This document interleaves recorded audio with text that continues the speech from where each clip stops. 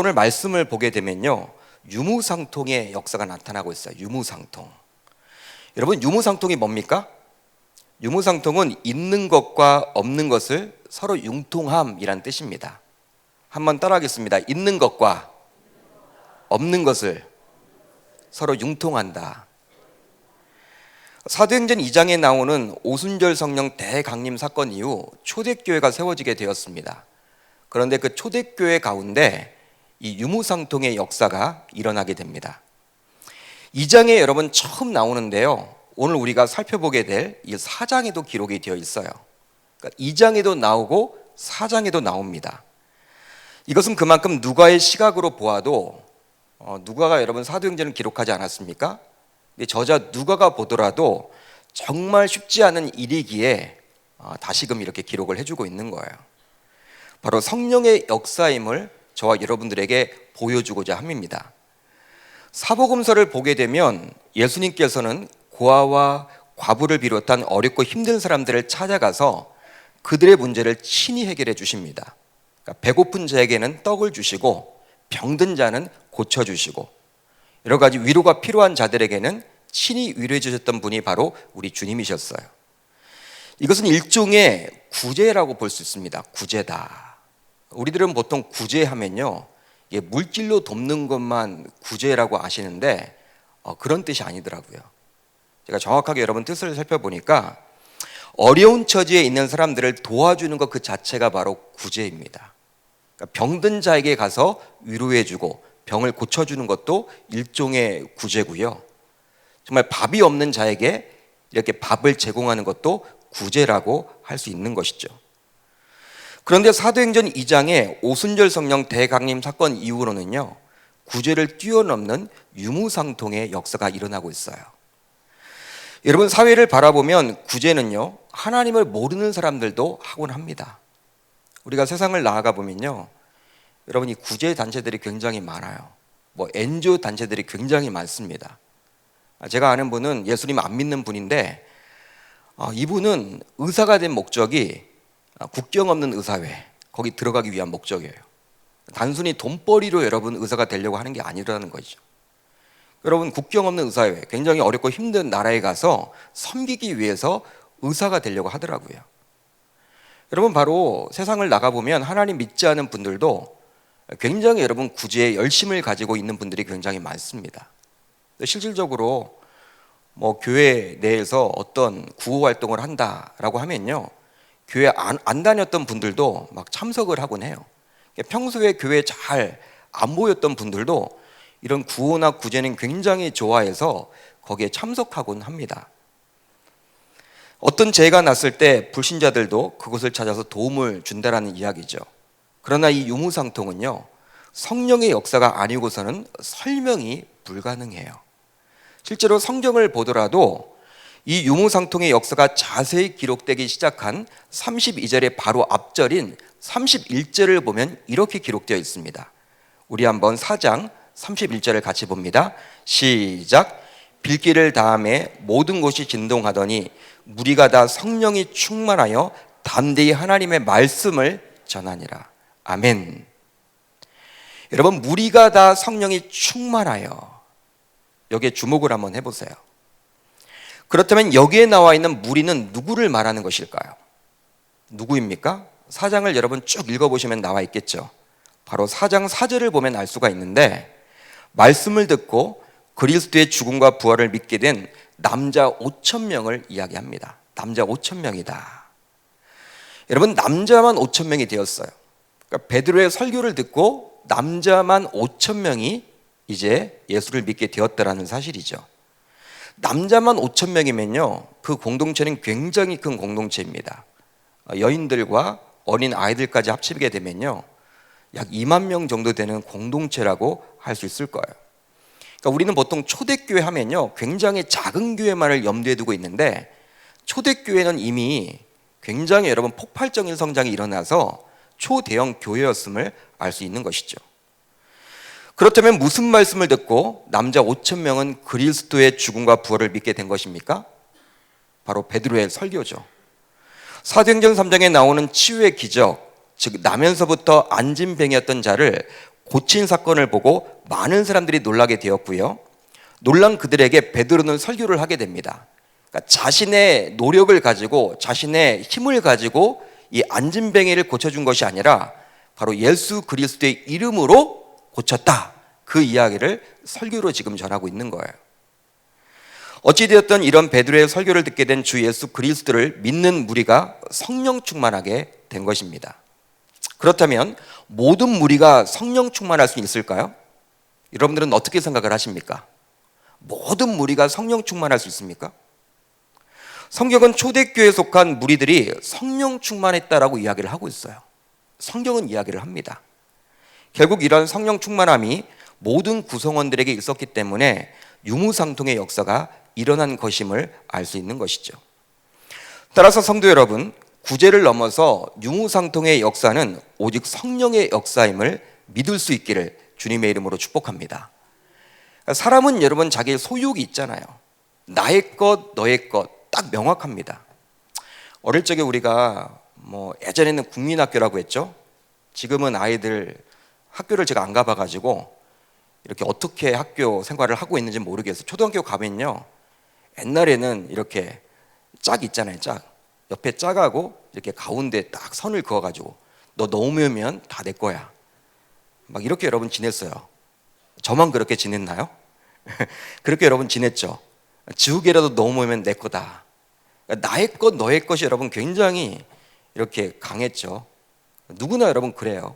아이들이 여러분 말 배울 때부터 내 것, 내 거야, 내 거야 이런 것들을 배우기 때문에 그런지는 몰라도 굉장히 여러분 자기 소유가 굉장히 강합니다. 근데 이 유무상통의 역사가 나타나는 것들은요, 인간의 의지와 노력으로는 결코 불가능하다는 것이죠. 구성원들 모두가 성령 충만했기 때문에 가능한 거예요.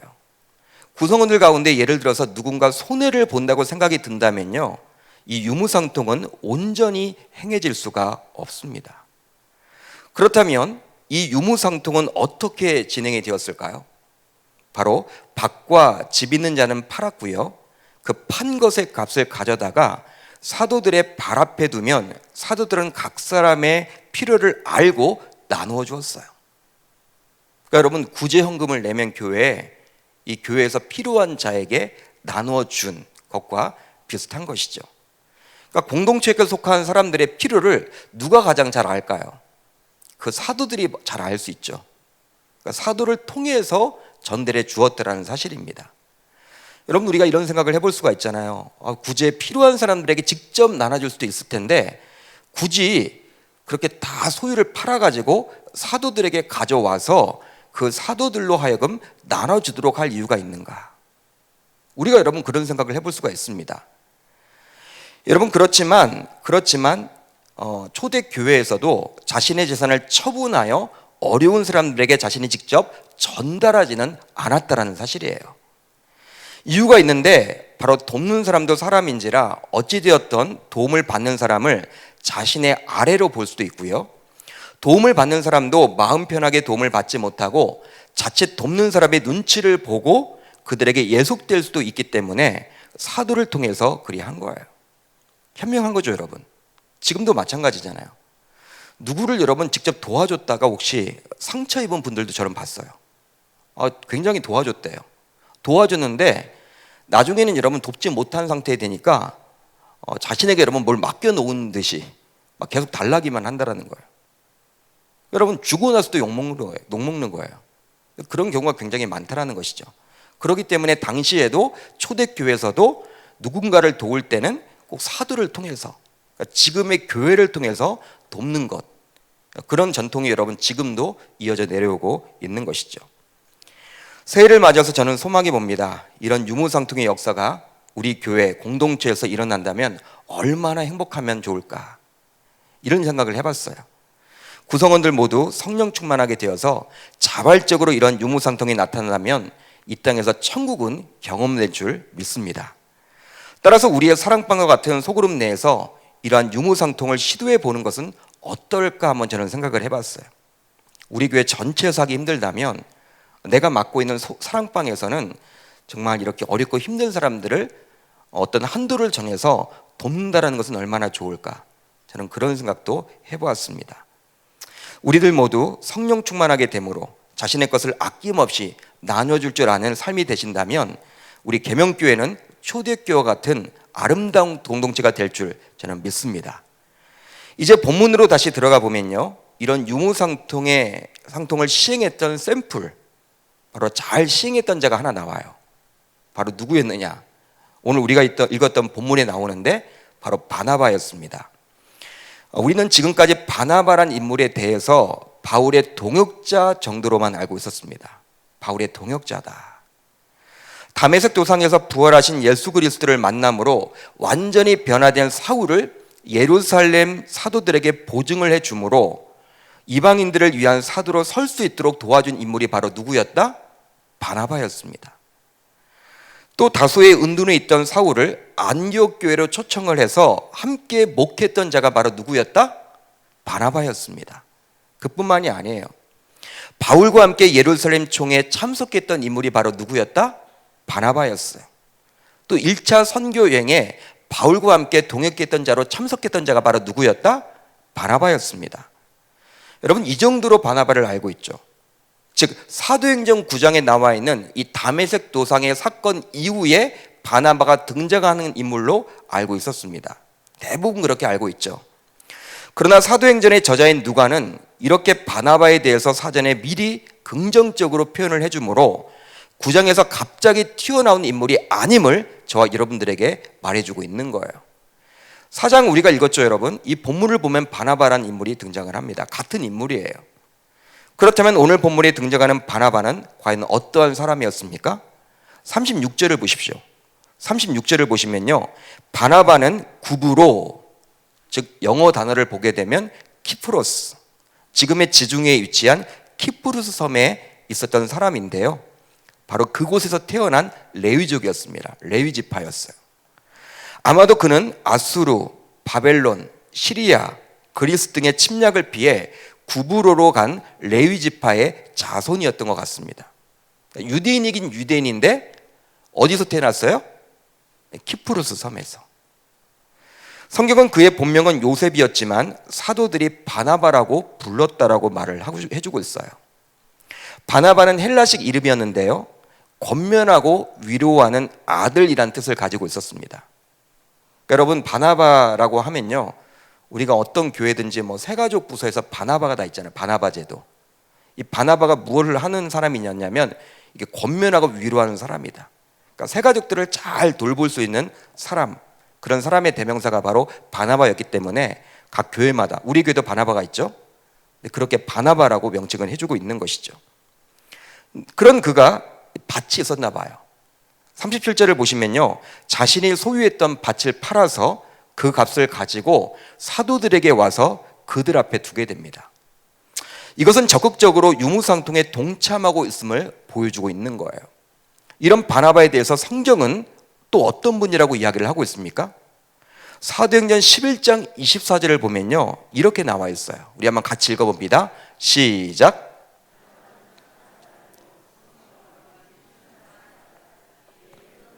주께 더하여지더라. 바나바는 우선 어떤 사람이었다?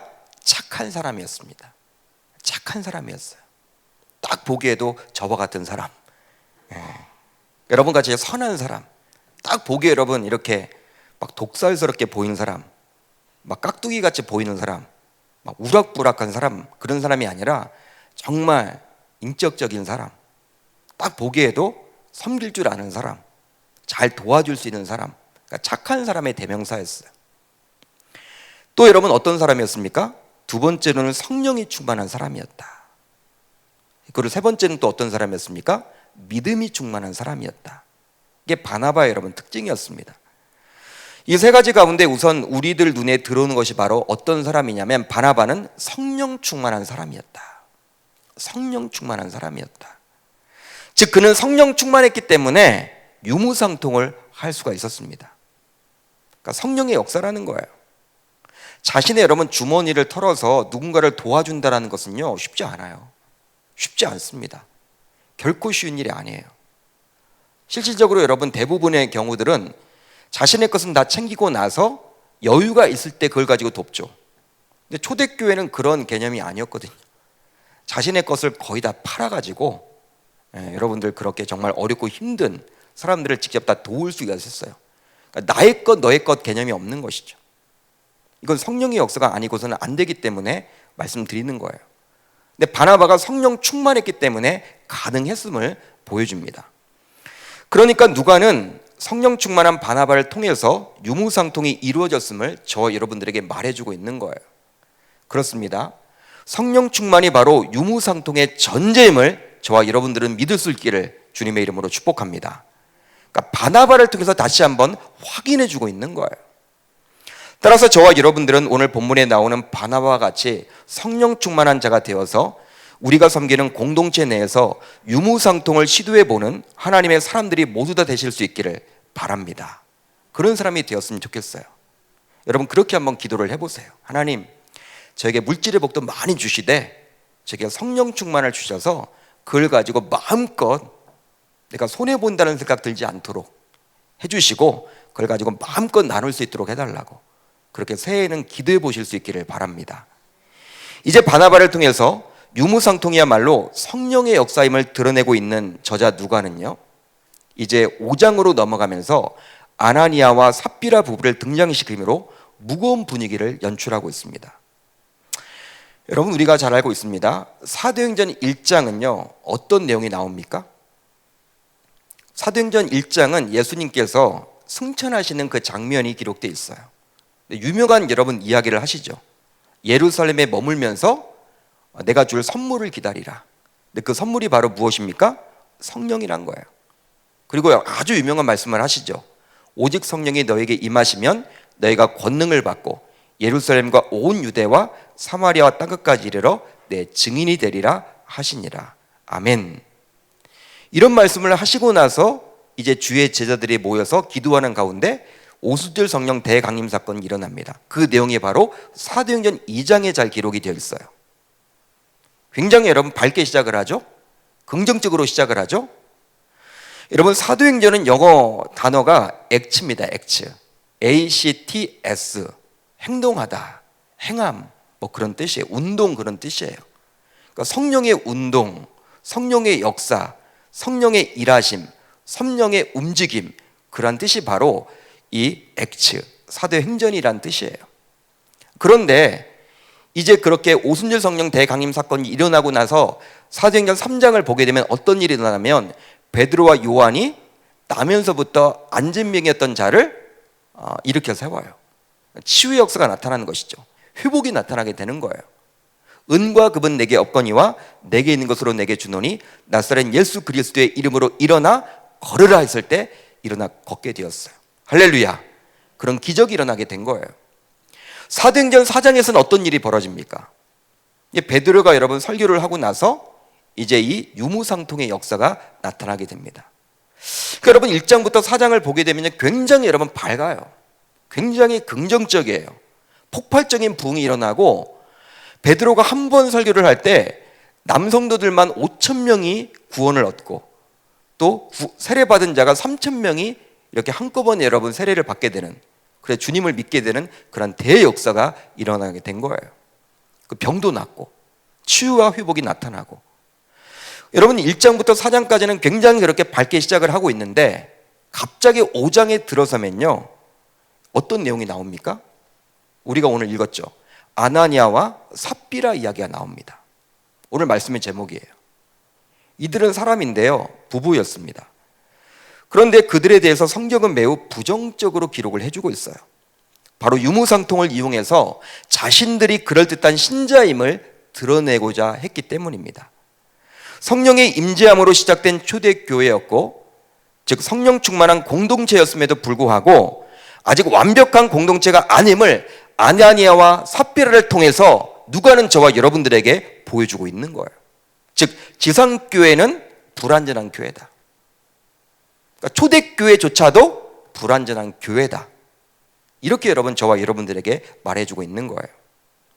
그렇다면 오늘 말씀에 나오는 이 부부 아나니아와 삽비라의 모습은 우리들에게 무엇을 생각토록 합니까? 우선 성령을 결코 속일 수가 없습니다. 성령을 결코 속일 수가 없다라는 거예요. 여러분 하나님을 속일 수 있을까요? 없을까요?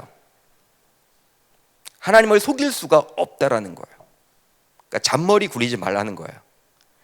여러분, 오늘 본문 5장 1절로 2절을 같이 봅니다. 5장 1절로 2절 시작. 아나니아라 하는 사람이 그의 아내 삽비라와 더불어 소유를 팔아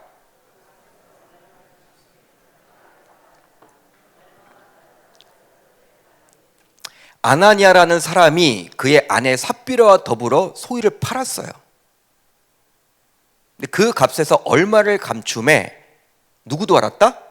그 아내도 알았습니다. 그러니까 삽비라도 알았다라는 것이죠. 얼마만 가져다가 사도들의 발 앞에 두었다. 그런 내용이에요. 소유를 팔아서 사도들의 발 앞에 두는 행위는 바로 유무상통의 모습입니다. 바로 사도행전 4장 34절로 35절에 잘 기록이 되어 있죠.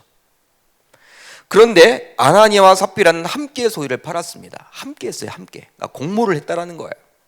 즉 시작은 좋았습니다. 유무상통이 여러분 시작은 굉장히 좋았다라는 거예요. 마치 바나바와 같이 동일하게 자신의 재산을 판 아나니아와 삽비라가 대단해 보이지 않습니까, 여러분? 우리가 4장 끝부분에 이 바나바가 굉장히 유무상통을 잘했음을 보여주고 있어요.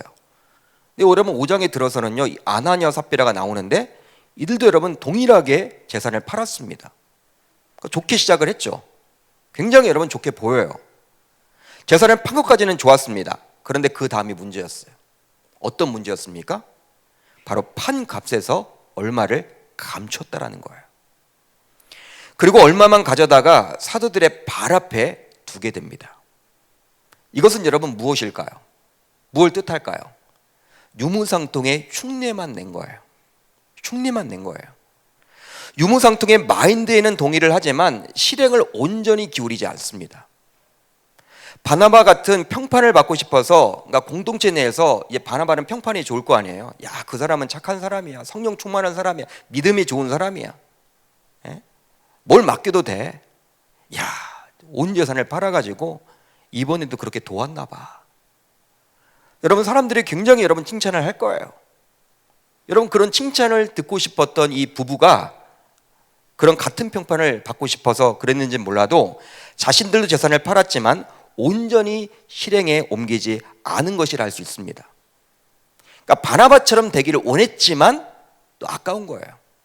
하는 척 한 거예요. 그래서 여러분, 왜 이 부부가 이리 행했을까요?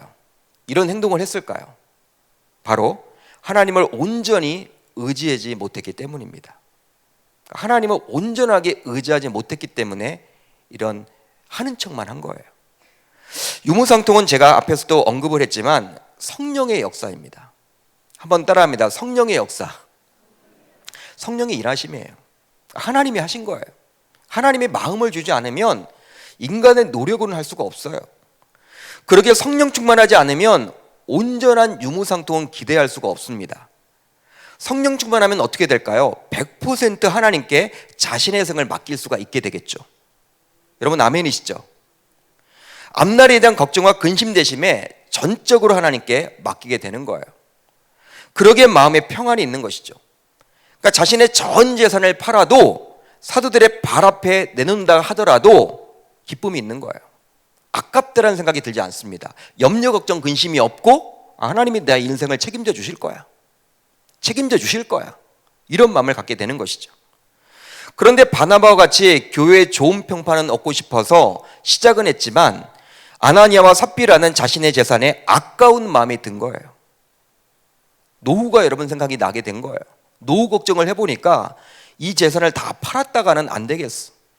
다 사도들에게 갖다 줘버리면 안 되겠어. 내가 챙길 건 챙겨야 될 것 같아. 그러게 얼마를 감추었고 얼마만 사도들의 발 앞에 둔 거예요. 성령의 역사했던 유무상통을 인간적인 방법으로 하려고만 했던 것이죠.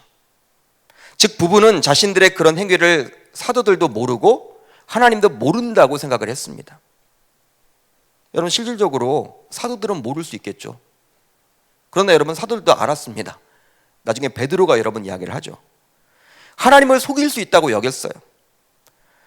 아나니아 부부의 잘못은요, 자신들의 전 재산을 모두 바치지 않은 것에 있지 않았습니다.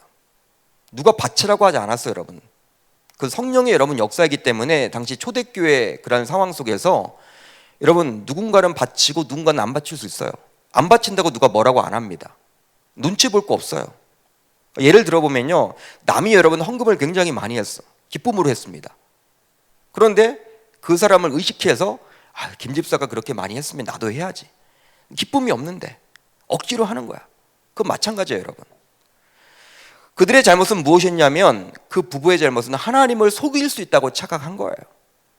이 하나님을 속일 수 있다고 착각한 것에 대해서 오늘 본문 3절을 보면 베드로 사도는 아나니아에게 질책을 하고 있습니다. 우리 한번 같이 읽어봅니다. 시작. 베드로가 이르되 아나니아야, 어찌하여 사탄이 내 마음에 가득하여 내가 성령을 속이고 땅값 얼마를 감췄느냐. 여러분, 아나니아 입장에서는 얼마나 당황스러울까요? 하나님도 속이고 사도도 속일 수 있다고 생각을 했는데 사도인 베드로가 알고 있어요. 사도인 베드로가 알고 있다면 누구도 알고 있는 거예요? 하나님도 역시 알고 있다. 여러분, 얼마나 여러분 당황스러웠을까요? 근데 베드로가 이런 말을 해요. 아나니아야, 어찌하여 사탄이 내 마음에 가득하여. 그러니까 성령을 속였다라는 것은요, 하나님을 속이는 행위는 이걸 바로 누구의 역사라는 거예요? 사탄의 역사라는 거예요. 내가 성령을 속이고 땅값 얼마를 감추었느냐. 베드로는 지금 이 이야기를 하고 있습니다. 아나니아는 하나님도 속일 수 있다고 생각을 했지만 이것은 지극히 어리석은 것이었어요. 보통 우리가 오해하기 쉬운 것은 유무상통이 강제적이지 않나, 강제적으로 하려고만 자꾸 생각을 해요. 그렇지만 여러분, 그것은 오해입니다.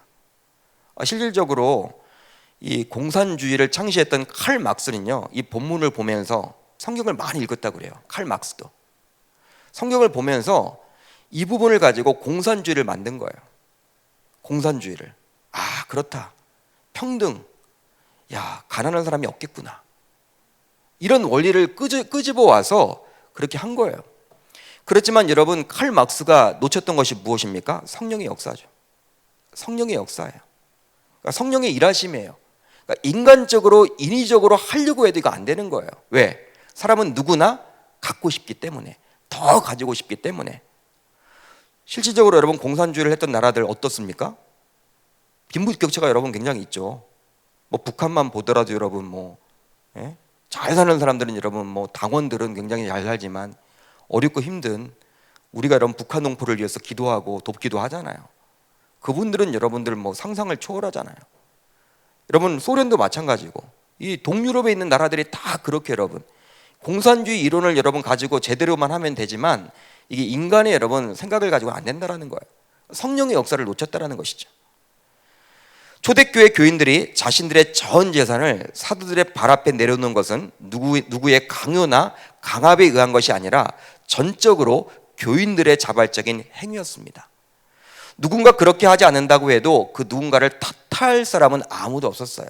왜냐하면 성령의 역사이기 때문에 서로 상처 주는 이야기를 하지 않았겠죠. 더욱이 아나니아 부부의 재산에 대한 처분권은 그들 자신들이 가지고 있었습니다. 사도에게 있지 않았어요. 그러기에 아나니아 부부는 굳이 그렇게 하지 않아도 됩니다. 그런데 무엇이 잘못이었어요? 바나바처럼 인정받고 싶은 그 욕구 때문에 하나님이 주시고자 하는 하나님께서 주시는 성령 충만함도 없는 상태에서 인위적으로 자신의 생각대로 다 팔아서 일부를 감춰 두었다라는 그 사실이죠. 그러니까 하나님을 속이려고 했던 그것이 잘못되었다라는 사실이에요. 아나니아와 삽비라 부부는 초대교회 일원이었음에도 불구하고 믿음이 어느 정도 있었던 사람들이었습니다. 초대교회 일원이었기 때문에 교회 밖 사람이 아니었어요. 그리고 어느 정도 믿음이 있었기에 자신의 재산을 팔 수도 있었을 것입니다. 따라서 일부라도 사도들의 발 앞에 가져다 둘 수도 있었겠죠. 즉 불신자들 같으면 전혀 할 수 없는 내용이에요. 믿음이 있긴 있습니다. 그런데도 그들은 하나님 앞에서 무엇이든지 감출 수가 있고 하나님을 완벽하게 속일 수 있다라고 믿어 의심치 않았다는 사실이에요. 여러분, 이것은 무엇을 뜻할까요? 저와 여러분들에게 무엇을 주고 있습니까? 바로 그들의 믿음은 성경에서 가리키는 믿음이 아니라 인간의 종교심에서 나온 열심이었다는 사실입니다. 즉 바른 신앙이 아니었어요. 그러니까 자신에게서 출발하는 믿음이었습니다. 자신이 생각해서 필요할 때에는 전 재산까지도 처분할 수 있지만 자신이 생각할 때 이 정도면 괜찮겠지 하게 되면 하나님 앞에서조차도 거듭 행위를 했던 사람들이었어요. 하나님의 눈에 보이지 않는 것이죠. 마치 신본주의 신앙이 아니라 인본주의 신앙을 갖는 부부는 가지고 있었음을 알 수가 있는 것입니다. 그러니까 신본주의가 아니라 인본주의 신앙의 사람들의 대명사가 바로 이 부부였던 거예요. 내가 필요할 때만 하나님을 찾게 되는 신앙, 이것이 바로 인본주의 신앙입니다. 따라서 믿음의 출발점과 종착점은 우리 인간이 아니라 창조주 여호와 하나님이어야 함을 저와 여러분들은 알 수 있는 것이죠. 내가 하나님을 알기도 전에 나를 믿으신 하나님께서 먼저 나를 불러주셨고, 내가 하나님을 찾기도 전에 하나님께서는 이미 나를 찾아오셔서 내 곁에 계심을 저와 여러분들은 꼭 기억할 수 있기를 주님의 이름으로 축복합니다. 여러분, 하나님을 속일 수 있다는 생각을 절대 가져서는 안 돼요. 그리고 절대로 속일 수도 없습니다. 요즘은 어떤 범죄를 저질러도요, 굉장히 여러분들 CCTV도 많고 차량마다 달려있는 블랙박스 등을 통해서 이 범죄를 여러분 굉장히 예방도 하고 또 범인들을 잡기도 한다고 합니다. 그러니까 사람의 눈도 속일 수가 없는 거잖아요. 하물며 어떻게 우리가 창조주 여호와 하나님을 속일 수가 있겠습니까? 따라서 저와 여러분들 모두 아나니아와 삽비라 이 부부와 같이 어리석은 사람들이 되지 않을 수 있기를 주님의 이름으로 축복합니다. 다음으로 하나님은 악을 반드시 심판하십니다. 본문 5절을 한번 우리가 같이 읽어봅니다. 본문 5절입니다. 시작. 아나니아가 이 말을 듣고 엎드러져 혼이 떠나니 이 일을 듣는 사람이 다 크게 두려워하더라. 10절을 볼게요. 10절을 같이 읽습니다. 시작. 곧 그가 베드로의 발 앞에 엎드러져 혼이 떠나는지라. 아멘. 여러분, 아나니아와 삽비라는 지금 즉사를 하게 돼요. 죽음을 맞이하게 돼요. 참 무서운 이야기죠. 오순절 성령 대강림 이후 초대교회는 이 부흥을 계속 여러분 부흥했습니다. 성장이 일어났어요. 성숙이 일어났어요. 굉장히 긍정적인 일들이 많이 일어났어요. 좋은 일들이 많아졌어요. 여러분, 그런데 치유도 경험했습니다. 나면서부터 걷지 못한 자가 회복되었어요. 그 사람 한 분만 여러분 고침받았던 게 아니겠죠. 그걸 지금 누가 하는 샘플로 지금 보여주고 있는 거예요. 저와 여러분들에게. 그런데 이러한 회복과 반대되는 사건이 오늘 본문에서 벌어지고 있습니다. 바로 무엇입니까? 죽음이에요. 죽음입니다. 회복의 반대인 죽음이 지금 나타나고 있는 거예요. 그것도 하나님의 심판으로 말이죠. 그러니까 우리들은 보통 하나님 생각하면 사랑의 하나님, 긍휼의 하나님 이런 것들만 떠올리지만 하나님은 우리들을 사랑하기 때문에 심판으로 우리에게 다가올 수도 있음을 저와 여러분들에게도 지금 보여주고 있는 거예요. 여러분, 사랑하지 않으면 하나님이 심판하지 않으시죠. 징계하지 않으시죠. 그냥 무관심으로 우리들을 내버리실 거예요. 그것이 바로 신학적인 용어로 유기라고 합니다. 유기했다. 그러니까 버리셨다. 그러니까 저와 여러분들에게 관심이 있기 때문에 어떨 때는 고난을 주시는 거예요. 어떨 땐 징계를 주시는 거예요. 어떨 땐 어려움을 주시는 거예요. 그런데 아나니아와 삽비라의 죽음으로 초대교회는 이제 정신이 번쩍 들게 되었죠. 그러니까 초대교회 때문에 초대교회를 더욱더 부흥시키고 초대교회가 바른 길로 가도록 하기 위한 목적에서 이 아나니아와 지금 삽비라에게 엄벌을 내리신 거예요. 여러분, 본문 11절을 한번 같이 볼까요? 11절 시작. 온 교회와 이 일을 믿는 사람들이 다 크게 두려워하니라. 아멘. 그동안 초대교회는 성령의 역사로 부흥과 치유와 유무상통을 경험했습니다. 긍정적인 면이 줄줄이 나왔어요. 이것으로 인해서 자칫 영적으로 해이질 수도 있겠죠. 여러분, 이렇게 부흥이 막 계속 일어나면요, 여러분 교회들이 여러분 부흥되는 교회는 문제가 없냐? 그게 아니잖아요. 대형 교회가 되면 여러분 어려워지잖아요. 이건 뭐냐면 영적으로 우리가 민감하지 않으면요, 항상 여러분 그 부흥에 취해서 오히려 더 큰 어려움을 당할 수 있는 거예요. 사탄이 여러분 노리고 있는 것이죠. 그런데 지금 이렇게 부흥하고 치유되고 유무상통을 경험했던 초대교회, 그렇기 때문에 자칫 잘못하면 영적으로 해이질 수도 있었습니다. 아나니아와 삽비라의 급작스러운 죽음을 통해서 이제 영적인 긴장감을 초대교회 구성원들이 모두 가지게 된 거예요. 사랑하는 성도 여러분, 하나님은 사랑의 하나님이시면서 공의의 하나님이십니다. 사랑하시기에 심판을 주시는 거예요. 아나니아와 삽비라가 지은 죄가 그리 죽을 죄냐라고 물을 수 있겠지만 그들의 죄는 결코 가볍지가 않았죠. 왜냐하면 단순히 사기극 정도가 아니라 하나님을 속였기 때문입니다. 주의 핏값으로 세우신 초대교회의 좋은 전통인 유무상통이 성령의 역사로 이루어졌는데 자신의 생각대로 그것을 막 비슷한 짝퉁 유무상통을 많이 생산해낼까 봐 우리 주님께서는 지금 아나니아와 삽비라를 침으로 인해서 초대교회의 그 성령의 역사를 계속해서 이어져 가고자 기대하신 거예요.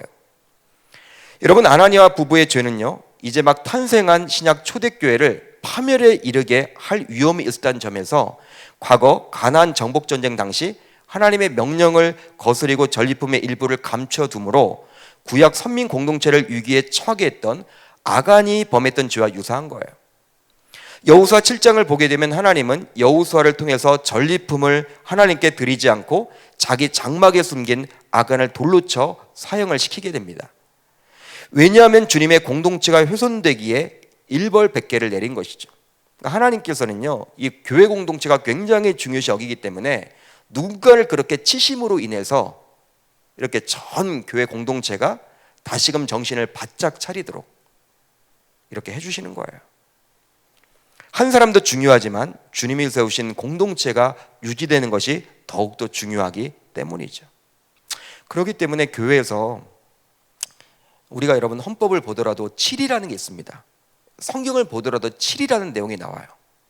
교회에서 여러분 7이 되도록이면 아니야 하겠지만 어떤 7일을 통해서 어떤 잘못된 길로 간다.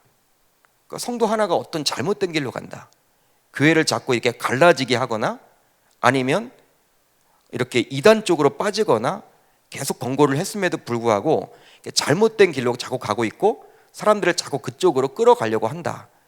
그럴 땐 여러분들 일벌백계를 통해서라도 교회 공동체의 순수성을 지키기 위해서 그렇게 하나님께서는 그렇게 하라고 이야기를 하고 계시는 것이죠. 따라서 자신의 백성들을 사랑하시기에 잘못된 길로 갈 때는 반드시 심판이 있음을 저와 여러분들은 깨달아야 하는 거예요. 자신의 공동체가 훼손되는 것을 원치 않으시는 하나님의 마음을 오늘 본문을 통해서 알 수 있는 것이죠.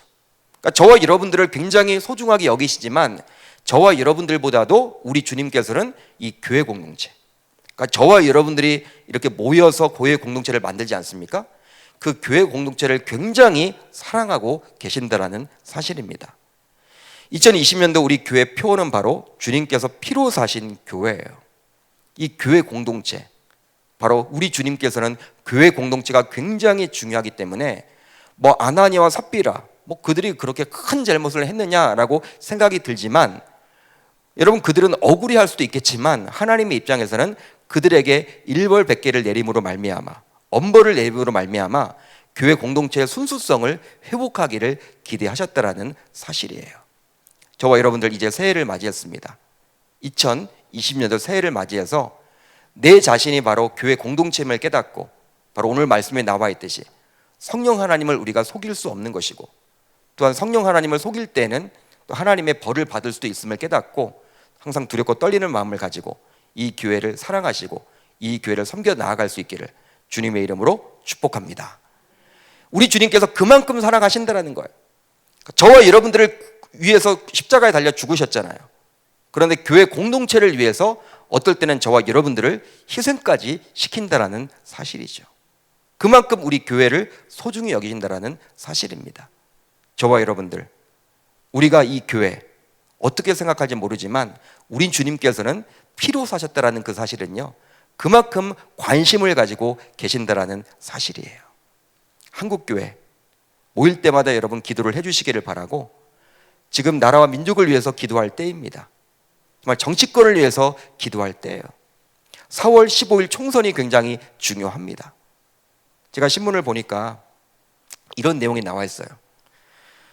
보통 여러분 이 중도가 굉장히 중요하죠. 중도가 보수도 있고 이 진보도 있어요. 근데 중도가 여러분 많아야 돼. 중도가. 근데 교회는요 보수 아니면 진보래요. 중도가 없대요. 그러니까 극과 극으로 달리는 거야. 교회 안에서도. 그러니까 성도들끼리 여러분 자칫 잘못하면요 교회가 깨지겠더라고요. 중도가 없어요, 여러분들. 중도가 많아야지만 여러분 이렇게 대화가 되잖아요. 보수 측하고도 대화가 되고 진보 측하고도 대화가 되고. 지금 여러분 나라를 위해서 정말 우리가 기도를 많이 해야 될 때예요. 4월 15일 총선.